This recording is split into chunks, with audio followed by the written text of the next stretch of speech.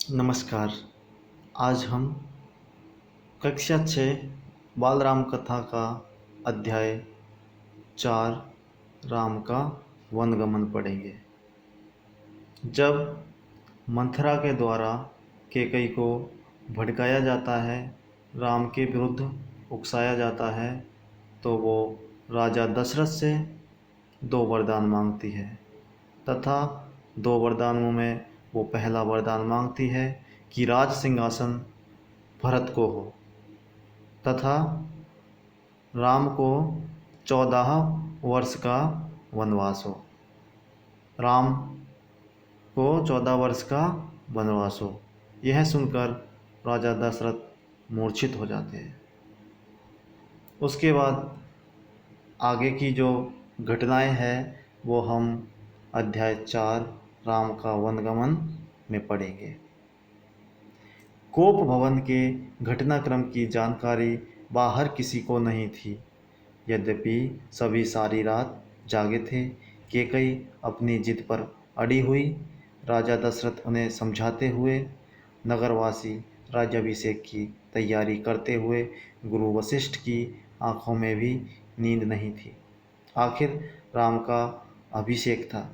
दिन चढ़ते के साथ चहल पहल और बढ़ गई। हर व्यक्ति शुभ घड़ी की प्रतीक्षा में। महामंत्री सुमंत्र कुछ असहज थे। महर्षि के पास आए। दोनों ने महाराज के बारे में चर्चा की कि पिछली शाम से किसी ने महाराज को नहीं देखा था। कुछ लोगों के लिए इसका कारण आयोजन की व्यस्तता थी। महर्षि ने सुमंत को राजभवन भेजा और समय तेजी से बीत रहा था। शुभ घड़ी निकट आ रही थी। सारी तैयारियां हो चुकी थी। केवल महाराज का आना शेष था।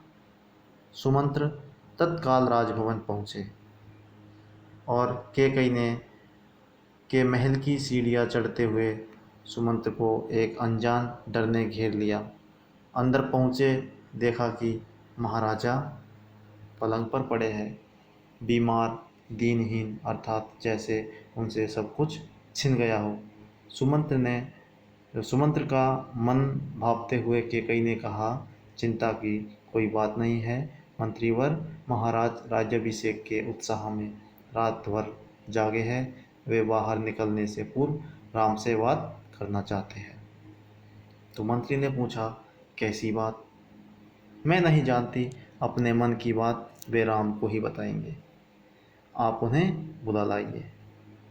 दशरथ ने बहुत क्षीण स्वर में राम को बुलाने की आज्ञा सुमंत्र को दी। सुमंत्र के मन में कई तरह की आशंकाएं अर्थात शंका थी, पर उन्हें टालते हुए उन्होंने राम के निवास पर जाकर के और राम को वहां से बुला कर लाए। राम के निवास के बाहर भारी भीड़ थी। लक्ष्मण भी वहीं थे। भवन को सजाया गया था। उसकी चमक दमक देखने योग्य थी।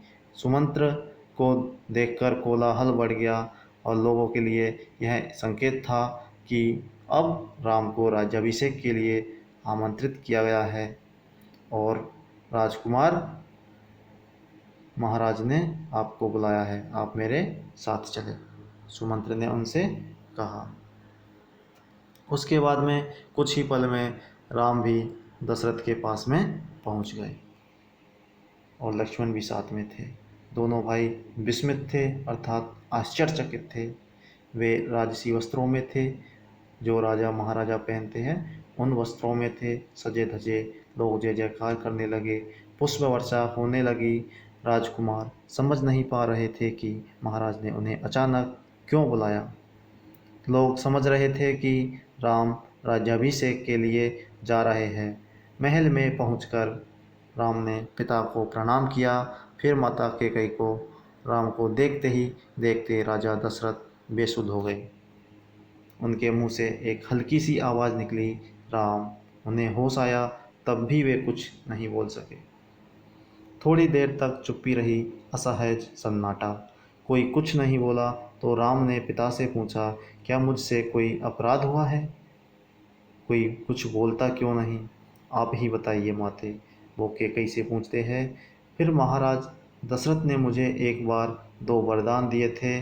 मैंने कल रात वही दोनों वर मांगे जिससे वे पीछे हट रहे हैं और यह शास्त्र सम्मत नहीं है, अर्थात शास्त्रों के विरुद्ध है, रघुकुल की नीति के विरुद्ध है। केकई ने बोलना जारी रखा, मैं चाहती हूँ कि राज्याभिषेक भरत का हो और तुम 14 वर्ष वन में रहो। महाराज, यही बात तुमसे नहीं कह पा रहे। तो केकई ने राम को बता दिया कि हमारे जो दशरथ हैं उन्होंने मुझे 2 वचन दे रखे थे और पिछली रात मैंने उनसे 2 वचनों को मांगा और वो इन 2 वचनों को नहीं दे रहे।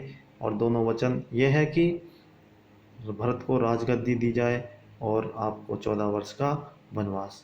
राजा राम संयत रहे, अर्थात मर्यादित रहे।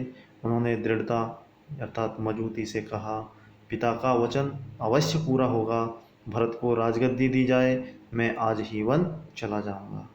राम की शांत और सदी हुई वाणी सुनकर केकई के चेहरे पर प्रसन्नता आ गई। जहाँ वो केकई दुखी थी, उसके चेहरे पर अब प्रसन्नता आ गई और उसकी मनोकामना पूर्ण हुई। राजा दशरथ चुपचाप सब कुछ देख रहे थे, स्पंदनहीन, मतलब बिना कुछ बोले चाले एकदम शांत, बिना हिलचले सब कुछ सुन रहे थे। केकई की ओर देखते हुए उनके मुंह से बस एक शब्द निकला, धिक्कार। केकई ने महल से निकलकर राम सीधे अपनी माँ के पास गए। उन्होंने माता कौशल्या को केकई भवन का विवरण दिया, बताया कि वहाँ पे क्या हुआ तो राम बन जाएंगे। और कौशल्या यह सुनकर सुध खो बैठी। लक्ष्मण भी अब शांत नहीं रहे, वो क्रोध से भर गए और उन्होंने राम को समझाया, लेकिन उन्होंने कहा, वो नहीं माने और कहा वन की जाने की तैयारी करें। कौशल्या का मन था कि राम को रोक ले, बन जाने न दे। उन्होंने उन्होंने उससे कहा कि आप राजगद्दी छोड़ दीजिए पर अयोध्या में ही रहिए। और उन्होंने कहा, पुत्र, यह राजज्ञा अनुचित है, जो राजा की आज्ञा है यह अनुचित है, उसे मानने की आवश्यकता आपको नहीं है। राम ने उन्हें नम्रता से, बड़े विनम्रता से माता को उत्तर दिया, यह राजज्ञा नहीं बल्कि पिता की आज्ञा है और उनकी आज्ञा का उल्लंघन मेरी शक्ति से परे है, आप मुझे आशीर्वाद दें। तब लक्ष्मण का राम से संवाद अर्थात बातचीत जारी रही और राम ने उसे जो वनगमन का केकई द्वारा आदेश मिला, राजा द्वारा आदेश मिला, उसे अपने भाग्यवश अर्थात भाग्य के वश में आया उलटफेर बताया कि भाग्य में मेरे में यही लिखा है। पर लक्ष्मण इससे सहमत नहीं थे। उन्होंने कहा कि यह कायरों का जीवन है और आप अपने बाहुबल से अर्थात अपनी शक्ति से अयोध्या का राज सिंहासन छीन ले, देखता हूँ कौन विरोध करता है। तो राम बोले कि अधर्म का सिंहासन मुझे नहीं चाहिए, मैं वन जाऊंगा, मेरे लिए तो जैसा राज सिंहासन वैसा ही वन। कौशल्या ने स्वयं को संभाला, उठी और राम को गले लगा लिया।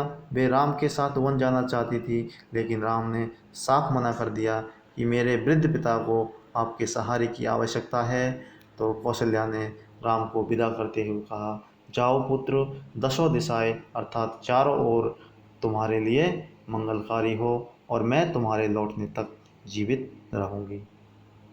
कौशल्या भवन से निकलकर राम सीता के पास गए और सारा हाल सीता को सुनाया। सीता से विदा मांगी और माता पिता की आयु का उल्लेख किया और कहा कि आप माता पिता की सेवा कीजिए और तुम निराश मत होना, मैं 14 वर्ष बाद फिर मिलूँगा। राम के वनगमन का समाचार तब तक सीता के पास नहीं पहुंचा था। राम को देखकर कुछ आशंका हुई और अनिष्ट अर्थात बुरा होने की आशंका हुई। राम ने जब सीता से विदा मांगी तो सीता व्याकुल हो गई और क्रोधित भी हुई, उन्हें गुस्सा भी आया और उस निर्णय पर उन्होंने प्रतिवाद भी किया, उनसे बहस भी की। और राम जब नहीं माने तो सीता ने कहा कि मैं आपके साथ जंगल में चलूँगी। उनसे प्रस्ताव रखा जंगल में जाने का, तो सीता ने कहा, मेरे पास आदेश है कि मेरे पिता का आदेश है कि मैं छाया की तरह हमेशा आपके साथ रहूं। अंततः लास्ट में राम को उसकी बात माननी पड़ी और उन्होंने सीता को अनुमति दे दी। लक्ष्मण भी वहां आ गए और वे भी उनके साथ जाने को तैयार थे, तो राम ने उन्हें भी स्वीकृति दे दी, अनुमति दे दी। शीघ्र जाने की तैयारियां होने लगी।